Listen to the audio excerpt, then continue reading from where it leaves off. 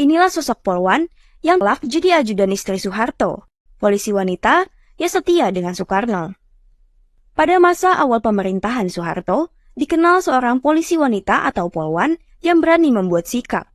Polwan itu tak lain Ni Eluh Putu Sugiantiri, yang merupakan polisi wanita kepercayaan Presiden Soekarno atau Bung Karno.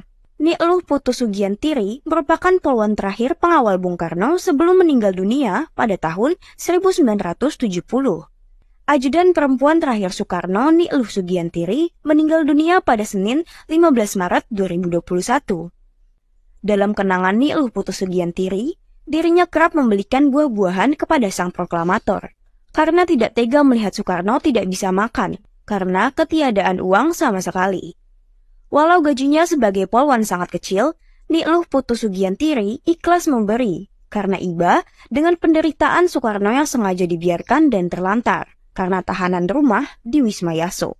Nitri mengawali kisahnya dengan masuk sebagai anggota polisi wanita saat mendaftar di Bali pada tahun 1964.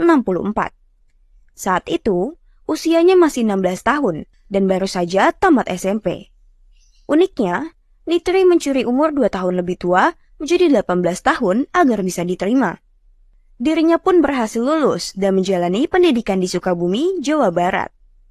Nitri berhasil terpilih menjadi ajudan anak-anak Bung Karno setelah pasukan pengawal Presiden Cakrabirawa dibubarkan dan diganti dengan pengawal kepolisian. Dari sana, perlahan Nitri dipercaya untuk mengembang tanggung jawab yang lebih besar lagi, yakni menjadi ajudan Soekarno.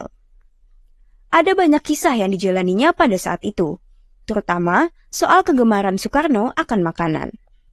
Menurut Nitri, Bung Besar dilarang berbicara politik, tidak boleh mengundang tamu, hingga tidak boleh kemana-mana, kecuali hanya di istana saja. Bahkan ia tahu bahwa Soekarno juga tidak punya uang sepeser pun di kantongnya, meski hanya untuk membeli kue. Pada suatu kesempatan, Nitri pernah bertanya soal serah terima jabatan presiden dengan Soeharto.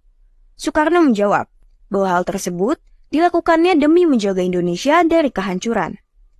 Wanita yang kini berusia 71 tahun itu juga menolak dijadikan ajudan Ibu Tien. Saya diminta jadi ajudan Ibu Tien. Saya langsung lari kawin, karena saya tidak mau. Saya tidak mau jadi ajudan Soeharto. Saya tahu apa yang dilakukan, ucapnya.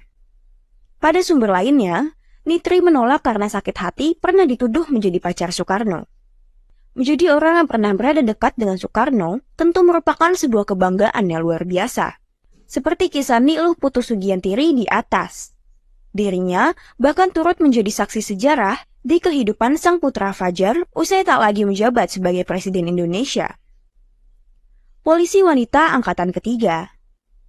Saya polisi angkatan ketiga di Sekolah Kepolisian Sukabumi, ujar Nitri pada Sabtu 12 April 2014. Dikisahkan Nitri, setelah pendidikan polwan, yang lain kembali ke daerah masing-masing. Namun, dia tidak boleh pulang. Sebagai orang Bali, dia sering diminta menari. Dia sering tampil menari di acara-acara resmi kepresidenan. Hingga akhirnya, Nitri diangkat menjadi ajudan Bung Karno. Sebagai polisi ajudan, saya tidak pernah memakai seragam polisi. Waktu itu, saya lebih sering menari daripada latihan, karena penari masih jarang. Saya selalu memakai kebaya dan menari, sementara di dalam tas ada revolver. Dengan begitu, orang tidak tahu bahwa Soekarno dikawal oleh ajudan yang sedang menari. Nitri mengaku sebagai ajudan hanya sebagai tukang beli kue, makanan, dan buah-buahan yang disenangi Bung Karno. Menurut Nitri, Bung Karno paling menyukai kue lemper, buah rambutan, dan jika makan harus ada kecap merek tertentu yang pabriknya ada di Blitar, kota kelahiran putra sang Fajar itu. Kalau ada yang bilang bahwa Bung Karno memiliki uang miliaran saat presiden, saya tertawa dalam hati. Pernah sekali, waktu Bung Karno meminta saya membelikan seikat rambutan, terangnya. Waktu itu saya bilang, mana uang untuk membelinya? Bung Karno tidak punya uang.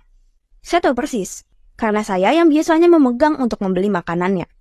Kata Nitri, yang kini menjadi pengusaha jeruk Bali di kawasan Renon dan Pasar. Setelah peristiwa Gestok, saya mendampingi Bapak Presiden sampai diamankan.